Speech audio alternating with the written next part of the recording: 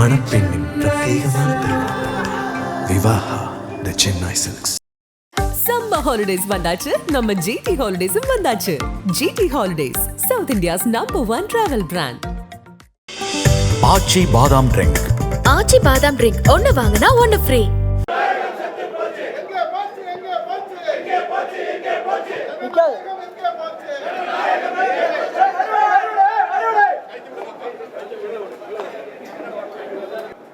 அனைத்து இந்திய அண்ணா திராவிட முன்னேற்ற கழகத்தின் சார்பாக நாங்கள் கொண்டு வந்தோம். அது குறித்து அவையில் பேசுவதற்கு சட்டப்பேரவைத் தலைவர் அவர்கள் மறுத்துவிட்டார்கள். அதை கண்டித்து நாங்கள் வெளிநடப்பு செய்திருக்கின்றோம். இதில் குறிப்பிட்டது முதலமைச்சர் திரு ஸ்டாலின் அவர்கள் தலைமையில் இயங்கும் திராவிட முன்னேற்ற கழக அமைச்சரவை மீது கீழே கையெழுத்திட்டுள்ள அனைத்து இந்திய அண்ணா திராவிட முன்னேற்ற கழக சட்டமன்ற உறுப்பினர்கள் கீழ்காணும் காரணங்களுக்காக நம்பிக்கை இழந்துவிட்டது என்பதை தெரிவித்துக் கொள்கின்றோம். எனவே தமிழ்நாடு சட்டப்பேரவை விதி 72 கீழ் அமைச்சரவையின் மீது நம்பிக்கையின்மை தெரிவிக்கும் தீர்மானத்தை இன்றே 16/4/2022 கொண்டு வர அனுமதி அளிக்குமாறு மாண்பு பேரவைத் தலைவர் அவரிடத்தில் அவருடைய அறையிலே நாங்கள் கடிதம் கொடுத்தோம். அதில் மாண்புமிகு நகராட்சி நிர்வாகத்துறை அமைச்சர் திரு கே நேரு, அவரது மகன் மற்றும் சகோதரர் ஆகியோருக்கு சொந்தமான சென்னை, கோவை, திருச்சி ஆகிய மாவட்டங்களில் உள்ள இடங்களில் மற்றும் இல்லங்களில், அலுவலகங்களில் ஆகியவற்றில் 7/4/2025 அன்று மத்திய அமலாக்கத்துறை சோதனை நடத்தியதுடன் சோதனைக்கு பின்பு மேல் விசாரணை நடத்தி 11/4/2025 அன்று விளக்கமான செய்தி குறிப்பொன்று வெளியிடப்பட்டுள்ளது. அடுத்தது, மாண்புமிகு வன மற்றும் காவல்துறை அமைச்சர் திரு கே பொன்முடி அமைச்சராக பதவி ஏற்கும் பொழுது அளித்த உறுதிமொழியை மீறி இந்து மதத்தை மற்றும் இந்து மதத்தை பற்றியும் பெண்களை பற்றியும் அவர் ஒரு நிகழ்ச்சியில் குறிப்பிட்டது அவதூறாக பேசியதால் அமைச்சர் பதவி ஏற்கும் பொழுது அவர் ஏற்ற உறுதிமொழியை மீறிய செயலாகும். அடுத்தது, மின்சாரம், மதுவிலக்கு மற்றும் ஆயத்துறை அமைச்சர் திரு வி செந்தில் பாலாஜி அவர்கள் துறையான டாஸ்மாக் நிறுவனம் மற்றும் கடைகள், தனியார் மதுபான ஆலைகள் மதுவாக மத்திய அமலாக்கத்துறை 6/3/2025 அன்று சோதனை நடத்தினார்கள். முதற்கட்டமாக சுமார் 1000 கோடி ரூபாய்க்கு மேல் முறைகேடுகள் நடந்துள்ளதாக அமலாக்கத்துறை செய்தி வெளியிடப்பட்டுள்ளன. எனவே மேற்காணும் காரணங்களுக்காக மாண்புமிகு திரு முதலமைச்சர் திரு மு க ஸ்டாலின் அவர்களின் தலைமையில் செயல்படும் அமைச்சரை மீது நம்பிக்கையின்மை தீர்மானம் கொண்டு வர நாங்கள் கடிதம் கொடுத்து இது குறித்து விவாதிக்க வேண்டும் என்று பேரவைத் தலைவர் அனுமதி கொடுத்தோம். அனுமதி மறுக்கப்பட்டது என்பதை நேரத்தில் தெரிவித்துக் கொள்கின்றேன். இது ஒரு முக்கியமான பிரச்சனை. நீங்கள் கடந்த காலத்தில் பார்த்தீங்கன்னா, நீங்கள் இதற்கு முன்பு அவையில் இப்படி அரசின் மீது நம்பிக்கை இல்லா தீர்மானம் வருகின்ற பொழுது 1952, 57 எடுத்திருக்கிறாங்க, 57, 62 எடுத்திருக்கிறாங்க, 1962, 1967 எடுத்திருக்கிறாங்க, 1967, 1970 எடுத்திருக்கிறாங்க, 1971, 1976 எடுத்திருக்கிறாங்க, 1977, 1980 எடுத்திருக்கிறாங்க, 1980, 1984 அவையில் பேசுவதற்கு அனுமதி அளிச்சிருக்கிறாங்க, 1985, 1988 இடைப்பட்ட காலம் எடுத்திருக்கிறாங்க, 2001, 2006 வாக்கெடுப்பு நடத்தல எடுத்திருக்கிறாங்க. இப்படி கடந்த காலத்தில் இப்படி அரசின் மீது நம்பிக்கையின்மை தீர்மானம் கொண்டு வருகின்ற பொழுது அதை அப்பொழுது இருந்த சட்டப்பேரவை தலைவர்கள் அனுமதி கொடுத்து சட்டமன்றத்தில் விவாதிக்கப்பட்டுகின்றது. அதைத்தான் மேற்கோடு காட்டி நாங்கள் பேசினோம். எங்களுக்கு அனுமதி கொடுக்க மறுத்த காரணத்தினாலே நாங்கள் வெளிநடப்பு செய்திருக்கிறோம்.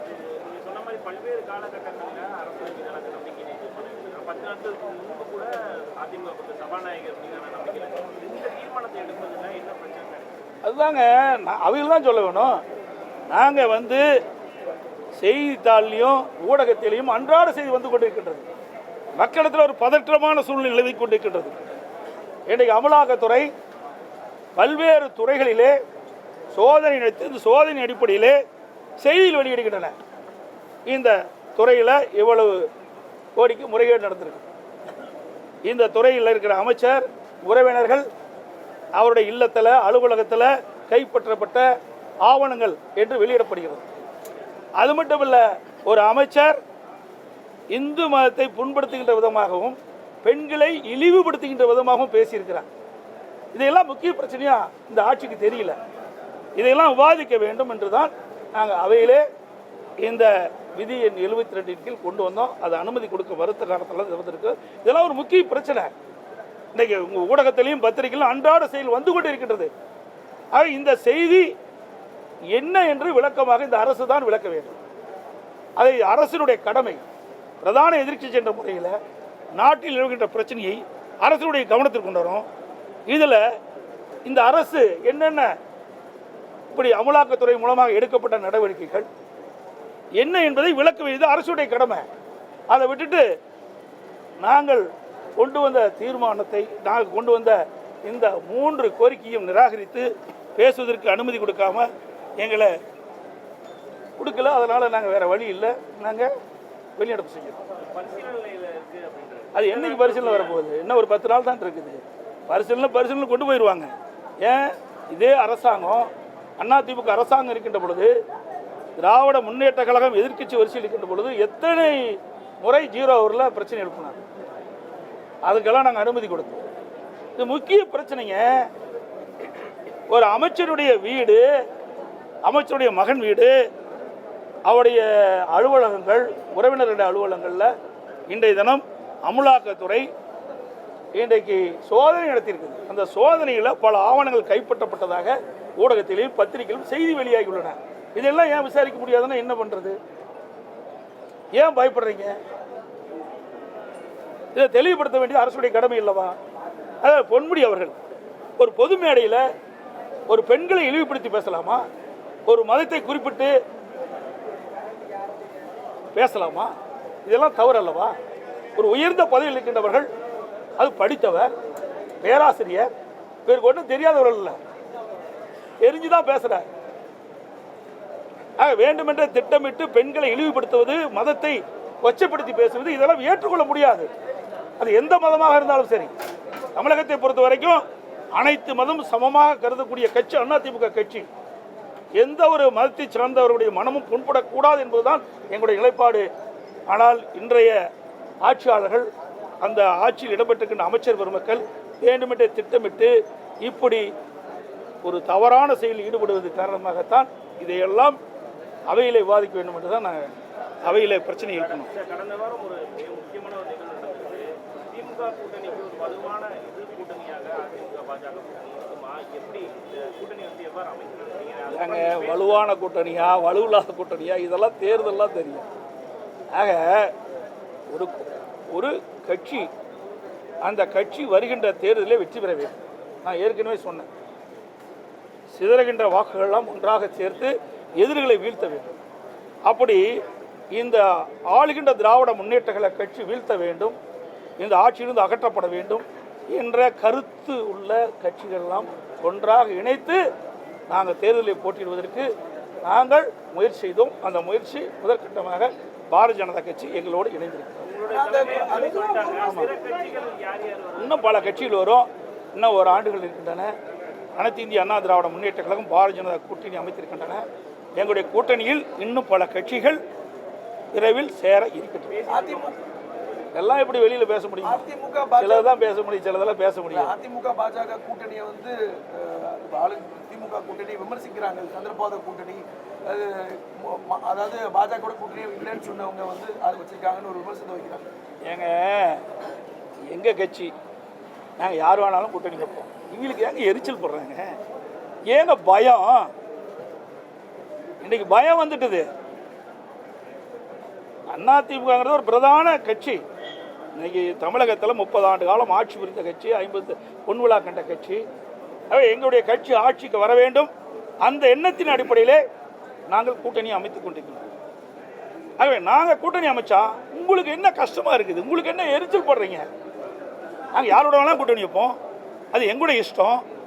நீங்கள் இவரோட கூட்டணி வச்சா வர மாட்டீங்க, அவரோட கூட்டணி வச்ச மாட்டீங்க. நீங்கள் சொல்ல அதுக்கு உங்களுக்கு தகுதி இல்லை, அருகதி இல்லை. இதெல்லாம் மக்கள் முடிவுன்றது, வாக்காளர் பெருமக்கள் முடிவு செய்யும். மாநில உரிமை தொடர்பாக முதலமைச்சர் ஒரு தீர்மானம் கொண்டு வந்திருக்காரு. அதற்கு அதிமுக எந்தவித கருத்தும் தெரிவிக்கல. இது வருத்தம் அளிக்குதுன்னு முதலமைச்சர் சொல்லியிருக்காரு. கடந்த காலங்களில் திமுக கொண்டு வந்திருக்கக்கூடிய தீர்மானங்களுக்கு அதிமுக கருத்து வேறுபாடு இருந்தாலும் அதற்கு ஆதரவு தெரிவிச்சிருந்தாங்க. ஆனா இந்த விஷயத்துல எதுவும் எடுக்கல அப்படின்றாரு. அருமையான கேள்வி கேட்டீங்க. இதை கேள்வி கேட்பீங்கன்னு நினைச்சிட்டு இருந்தேன். சிந்திச்சு பாருங்க. அத்தனை ஊடகங்களும் பத்திரிகைகளும் மனசாட்சியுள்ள மனிதர்கள் அத்தனை பேரும் எண்ணி பார்க்க வேண்டும். 16 ஆண்டு காலம் மத்தியிலே ஆட்சி அதிகாரத்தில் இருந்தது திமுக. இந்த 16 ஆண்டு காலம் ஆட்சி அதிகாரத்தில் இருக்கின்ற பொழுது அப்பொழுது திமுக மாநில சுயாட்சியை சட்டத்தை கொண்டு வந்து நிறைவேற்றப்பட்டிருந்தால் இந்த பிரச்சனை இருந்திருக்காது.